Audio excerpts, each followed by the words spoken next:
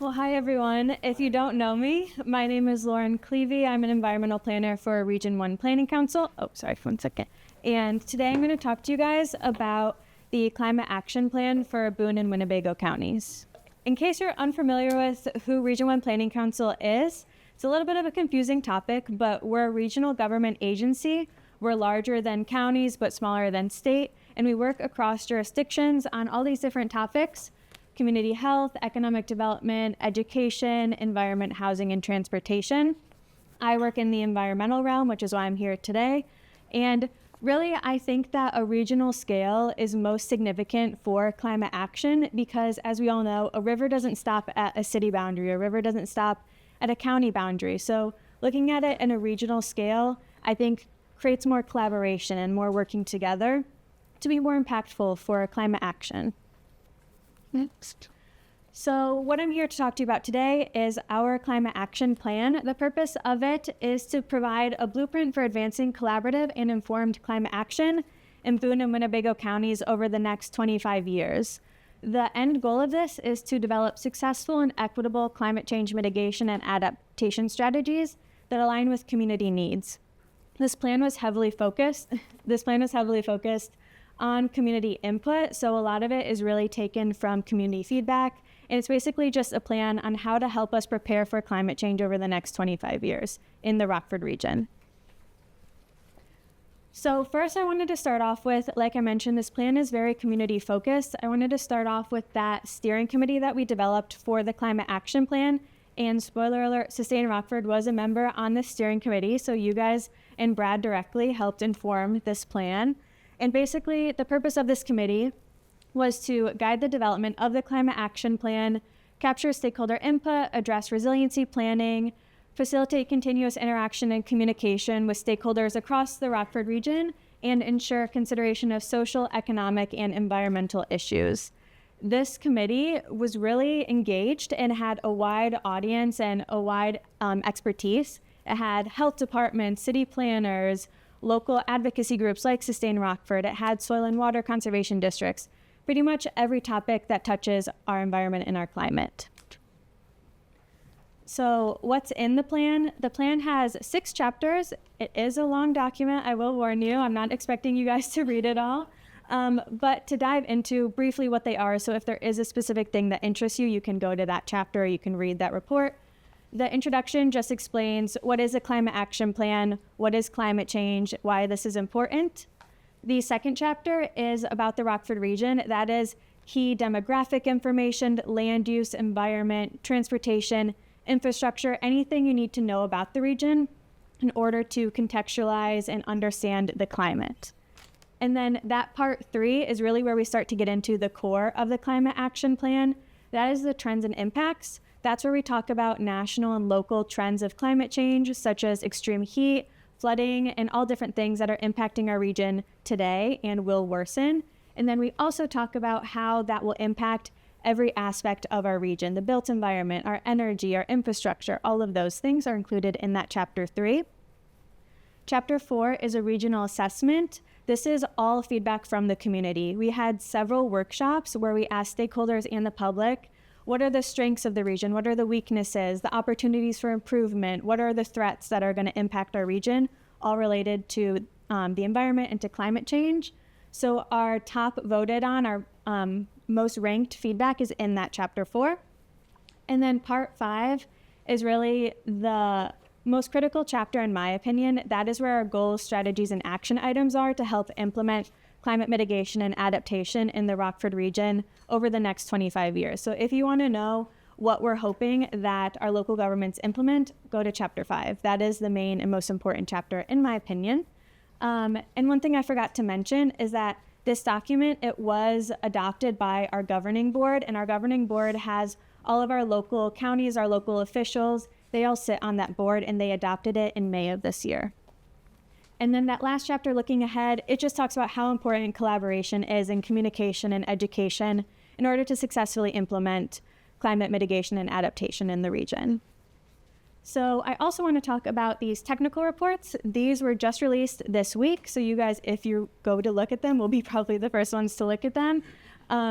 The first one talks about greenhouse gas emissions inventory, which I recognize is very relevant given your last meeting that was on greenhouse gases. So that one might be of interest to all of you. We have the first ever greenhouse gas inventory for the Rockford region. And then our second report is a vulnerability assessment. This talks about communities that are most vulnerable to the impacts of climate change by census block group. So that looks at extreme heat, flooding, and storm severity. Who's going to be most impacted by that? If you live in this area, you might be more vulnerable, that type of thing. And then the technical report 3 is all about the interaction between public health and climate change. And it talks about how public health may decline or how it will be impacted by increasing effects of climate change.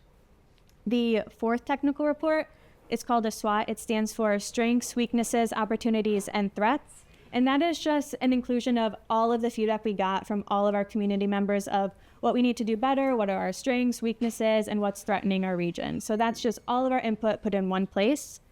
And then lastly is our public engagement report. This is just detailing any public engagement or stakeholder engagement that happened to inform this plan.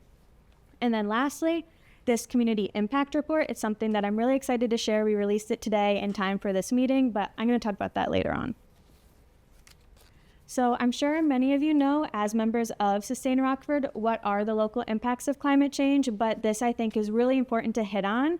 Basically in the Rockford region, we are already experiencing climate change and it's just going to continue to escalate.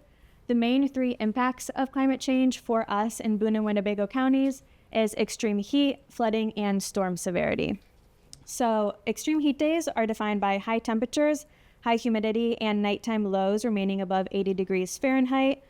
So currently, we're estimated to have 3 extreme heat days a year, and then by 2050, we're projected to go up to 14 to 34 extreme heat days. And this is something I'm sure might not be a surprise, because I know it's October and it's already incredibly hot this month. Like finally, we're cooling down to maybe normal fall temperatures, but this is something that we're starting to see in real life all the time.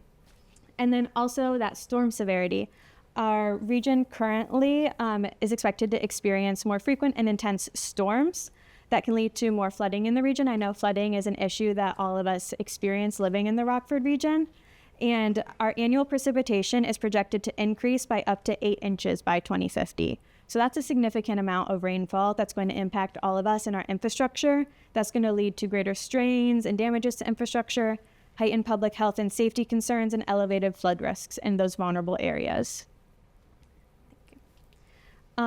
And then so based on all of that research data, we came up with these 6 climate sectors that look at the environment as a whole. These are all the things that we want to address and prioritize for climate change in the Rockford region.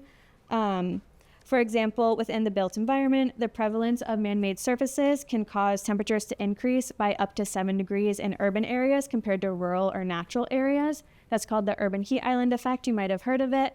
So we really look at all of these different sectors and how they are impacted by climate change or how they might impact climate change. And now this is that chapter 4 I was talking about, the regional assessment. This is where we got all that feedback from the community, and I wanted to just share some of the main takeaways that we had. So we had some strengths, weaknesses, and opportunities that I've listed on here. For strengths, our region has a ton of trees. It has a lot of green space. We have an affordable and drinkable water supply. We're very fortunate to have that. And then our air quality also meets national air quality standards. For our weaknesses, we heard that there are flooding concerns. That was not a surprise to me to hear that one. Also that we have too much urban sprawl. Our built environment is spreading out too wide. We're not dense enough. Agriculture runoff that impacts our water quality. And then also the main thing I heard was this lack of environmental education. Now that's something that consistently came up through whatever public engagement aspect I did, saying whether it's we need more education or there just isn't enough. That was the main feedback I got. And then in terms of opportunities, some of the things that people said to us was to implement those green infrastructure best management practices, also referred to as nature-based solutions, Brad, if you were wondering. Those are like bioswales, rain gardens, native vegetation, those types of things. And then also promoting alternative transportation, such as walking, biking, or taking public transit. And then another suggestion was to update ordinances or zoning codes for conservation or energy efficiency, those types of things. So this is just a very small summary of what we had. Obviously, it's all in the chapter, but I wanted to pull some of the main ones that we received.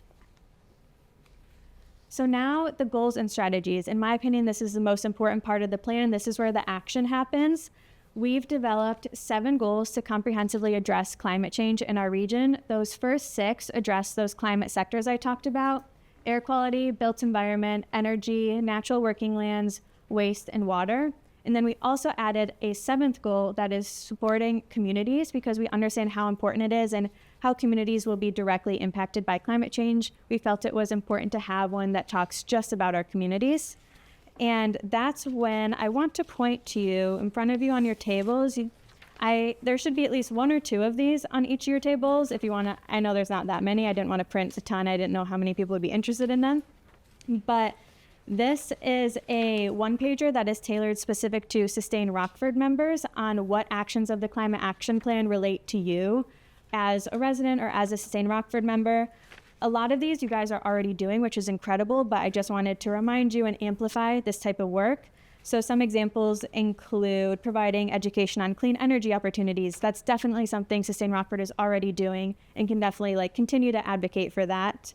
Or just education on materials for conservation. Things like that are all included in this 1-pager. And if you want a copy, you can definitely email me and I can send it to you. This is just specific to Sustain Rockford, so it's not on our website or anywhere. And if you have any questions about the goals, we can definitely talk about that as well. But some examples of actionable items would be implementing rain gardens, or trying to advocate for better shared use paths to promote walking or biking, or increasing public education. Those are the type of things that we have that are actionable items within the Climate Action Plan. So this is the report that I mentioned earlier that I was really excited to share. We just released it today in time for today's meeting. I have at least 1 copy on each table in front of you. It looks like this, and it is a less than 20-page document on the costs of climate change, both dollar amount and also non-dollar, public health risks increasing, stuff like that. It's pretty much exactly how climate change may impact the Rockford region if we do nothing, if nothing changes. And the hope with this is to spark action through tangible data. It's really helpful to increase public education and awareness of climate change. And the hope with this report is, in less than 20 pages, it provides that data to help explain climate change and explain directly how it might impact you. So that's my hope with this report. If you guys are interested, this is something I would recommend starting out with reading, since it's 20 pages, where the Climate Action Plan is over 100 pages.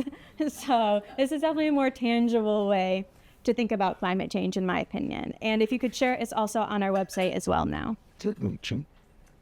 And then this directly relates to Brad's topic that is in all of your guys' meetings, is what can you do? Obviously, you can read the Climate Action Plan. I know it's very long. You don't have to read it, but we do have a web page that if you scan this QR code, it goes directly to it. I also am going to click through it as well on my laptop right after this.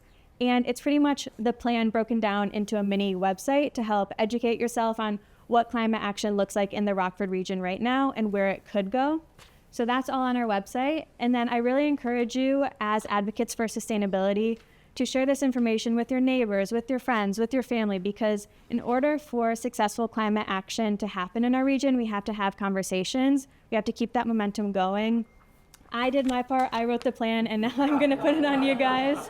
It's the best I can do. So hopefully you guys continue the conversation and advocate, like you were saying earlier, advocate to your local governments, whatever it may be. This is really critical in my opinion, and I hope you guys can all continue to further the efforts. Brad, do you mind if I actually go to the website really quick? I have it pulled up. Ready? Computer. Okay. Let's see. So if you go to the QR code, this is what it will look like. This is our Engage Our One platform. It's our public engagement platform online. This blue button here, you can read the Climate Action Plan. You don't have to. And then if you continue to scroll, these tabs are pretty much like the chapters broken down into mini digestible sections. But the thing that I wanted to highlight specifically right now is this Tracking Progress tab. I'm working on creating a clickable button for residents, governments, and partners. So whatever one you fall under, you can click this and learn what your next steps are. So right now, only the residents one is live, but if you click on it, it'll take you to the what can you do. And this is the next steps for climate action. And it talks about how important everyone's role is in climate resiliency. And then this is a little section on what can you do. And these are broken down by the goals of the climate action plan, plus that get involved section, which I think is critical. So these are exact action items that are pulled from the climate action plan. So you don't have to read it. You can just see what ones you're interested in, what ones you might want to partake in that relate to you or interest you. And then if you do want to know where it's in the plan, each one is linked and it says the exact number that's associated with it. And then if you continue on, these are community resources that you can click on. And these are just available for any resident in the region. Sustain Rockford's on here to help get involved with. All of these are local organizations you could volunteer with or advocate for. And then these are just community resources that are helpful for all of you to help implement sustainability into your daily lives. And that is all I have for you. So Thank you so much.